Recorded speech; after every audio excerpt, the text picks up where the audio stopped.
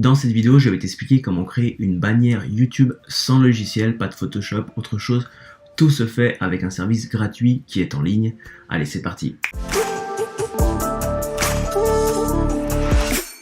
Hello, c'est Nico, j'espère que tu vas bien. Bonne année, c'est la première vidéo de cette année 2019. On continue les tutos sur YouTube. Le but est d'avoir une chaîne professionnelle et aujourd'hui je m'attaque aux bannières de ta chaîne. L'unique particularité de la bannière YouTube, c'est que c'est une image qui va être prise sur TV, sur mobile et sur tablette et sur ordinateur. Pour te faciliter la tâche, je t'ai mis un lien en description de la vidéo qui va te permettre de télécharger un guide des différentes tailles pour une bannière YouTube. Le but est simplement de faire en sorte que les informations importantes de ta bannière s'affichent sur mobile parce que c'est l'appareil qui est le plus utilisé de nos jours. Donc pour faire une bannière sans logiciel, moi je te conseille Canva.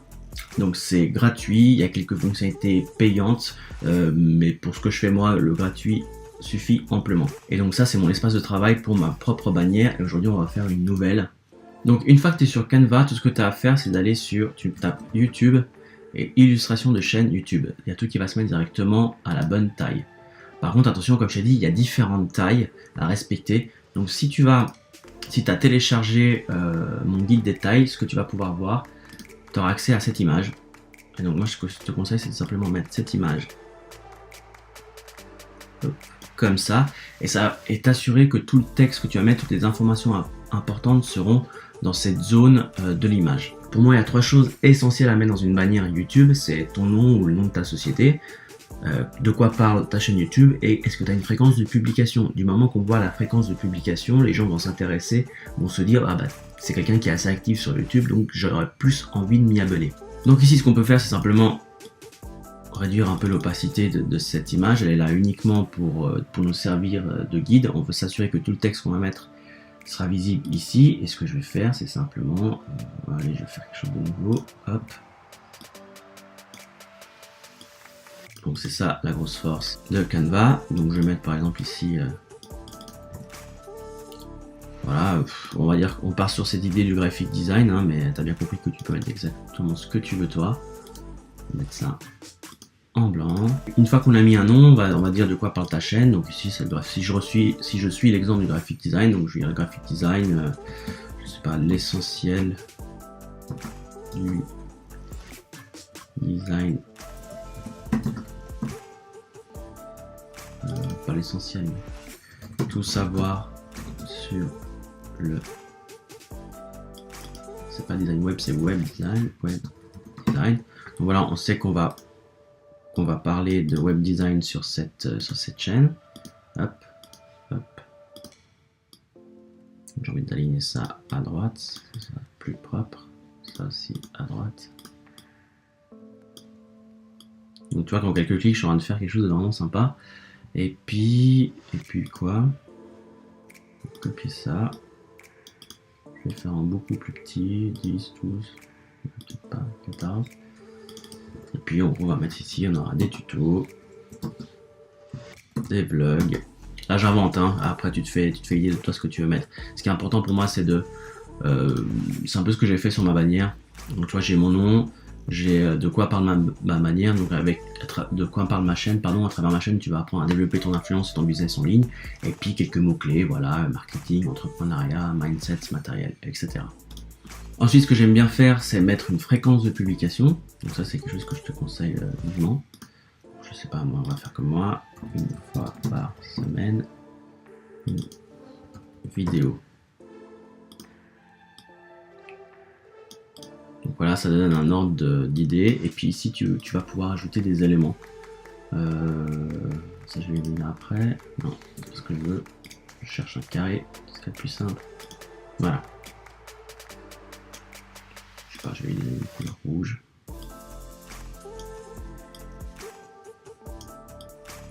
Et ça.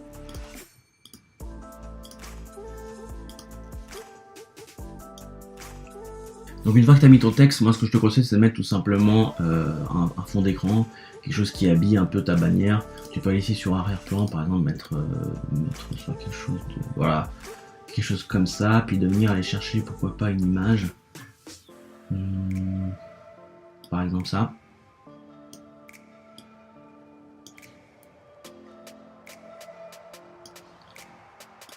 On va la mettre en arrière.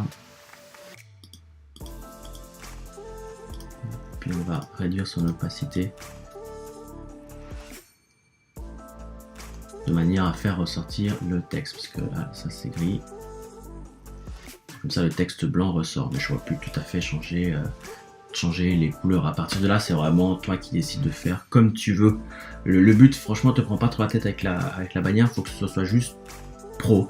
Voilà, une fois que tu as fait ça, c'est pas plus compliqué. L'important, c'est d'avoir, comme je t'ai dit, le titre de ta chaîne, de quoi elle parle et pourquoi pas quelques mots-clés, et surtout la fréquence de publication des vidéos. Ça, pour moi, c'est très important. Et maintenant, ce que tu peux faire, c'est si tu n'as pas trop d'idées de design, ce que tu peux aller dans Canva, il te propose carrément des modèles. Donc, je vais te montrer. Hein. Hop. Donc, je vais prendre ici un modèle. Qu'est-ce qui est sympa? Il y en a un qui me plaît bien. Voilà, celui-là il me plaît bien. Par contre, attention, parce que bien que ce modèle soit très joli, il va pas marcher, il respecte pas les règles il respecte pas le guide, tu vois, ce fameux guide ici. Donc, si je reprends mon guide, hop, je vais mettre en arrière-plan. Donc voilà, il ne respecte pas le guide détail. Donc si je mets ça comme ça va pas jouer. Je dois réagencer un petit peu la chose. Je dégroupe, hop, ça je le fais plus petit, 120, ça petit, 72. Voilà, t'as compris l'idée, hein. Maintenant ça, je n'ai plus besoin. Puis si je remets mon image, là maintenant je sais que ça va marcher sur mobile. Donc voilà, une fois que tu as ton image, tout ce que tu as à faire, c'est d'aller sur ta chaîne et cliquer ici sur cette icône et d'importer la photo que tu viens de créer, tout simplement. Et tu vas pouvoir la recadrer si jamais. Et surtout, tu vas pouvoir voir à quoi ça ressemble sur mobile, sur ordinateur et sur TV. C'est lui qui te fait l'aperçu. Et après, une fois que tu es ça, moi j'ai dû refaire quelques allers-retours, j'ai dû faire quelques petites retouches parce que le titre est un peu trop haut, le Nicolas Ricard un peu trop haut, ou la police un peu trop grosse, je l'ai rapetissi un petit peu. Tu vois, ici, je suis quoi en taille 14, avant j'étais en 18, ça me semblait beaucoup trop petit. Puis, en fait, une fois que c'est sur la chaîne, c'est bien assez grand. Donc voilà, pour la bannière YouTube, c'est pas plus compliqué. Tu vois qu'avec un service gratuit et en quelques clics, j'ai pu donner un look pro à ma chaîne. En tout cas, quand on arrive sur ma chaîne, on sait de quoi elle parle, on connaît la fréquence de publication. Et tu vois, j'ai mis du bleu, le même bleu qu'on retrouve sur la miniature. Ça, c'est du personal branding. Je t'en parlerai dans une autre vidéo. Mais bref, ça donne un côté pro et on voit que je suis quelqu'un qui au moins travaille l'image de sa chaîne et ça c'est pour moi très important. Voilà, c'est tout pour l'épisode d'aujourd'hui. Je te rappelle qu'en lien de cette vidéo, tu vas retrouver le guide détail. Je te conseille de le télécharger. Ça va te simplifier tout simplement la tâche. Donc n'hésite pas à le télécharger, c'est gratuit. Moi je te dis à la semaine prochaine. D'ici là, prends soin de toi. Allez, ciao!